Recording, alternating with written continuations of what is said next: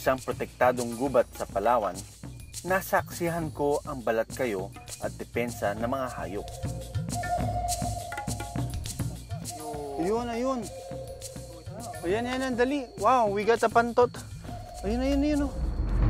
Pero di ko inaasahang makikita ko ngayong gabi ang isang hayop na may nakakasulasok na depensa. Wow, ang laki. So cute. Oh, dito, kita mo. Oh. So ito, this is another encounter with the Palawan stink badger. Nakita na ako noon sa Palawan ng isang stink badger o pantot na nasa komunidad.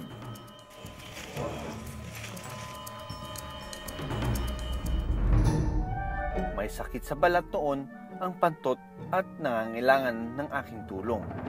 Pero ang nakaharap ko ngayon, isang wild pantot sa kagubatan. They look very cute. They look strange. Pagkain ng mga pantot, ang mga bulate at iba pang insekto sa lupa. Kailangan mag-ingat dahil nasubukan ko na noong mabugahan ng mabaho nitong depensa. Pero sa paglapit namin, hindi na ito naiwasan pa. Meron! Oh my God!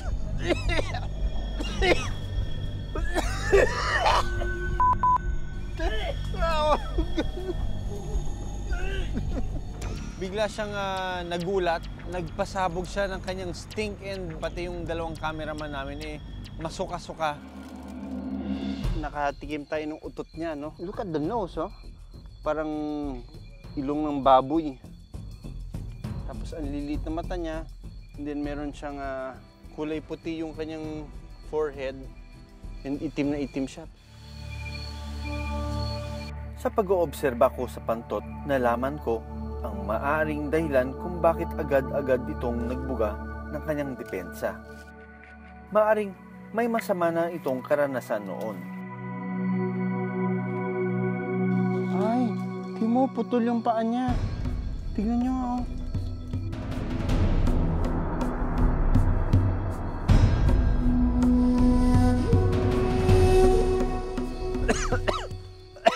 Nagpapauso kami para hindi kami para mawala yung amoy ng pantot. Woo!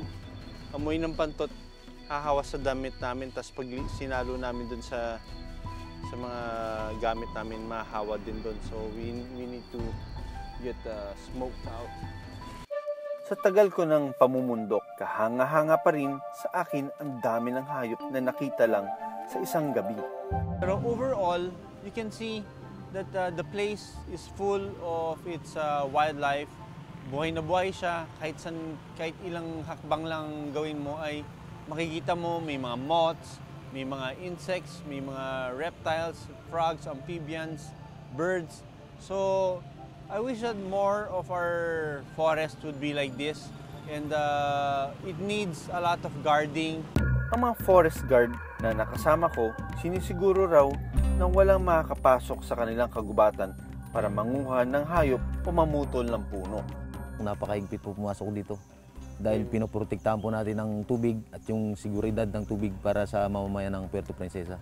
So ibig sabihin kung ganun kayo kaigpit, safe din ng mga buhay ilang dito? Ganun din po kami kasip sa buhay ilang. Kung anong pag-iingat namin sa tubig, ganun din po ang pag-iingat sa buhay ilang.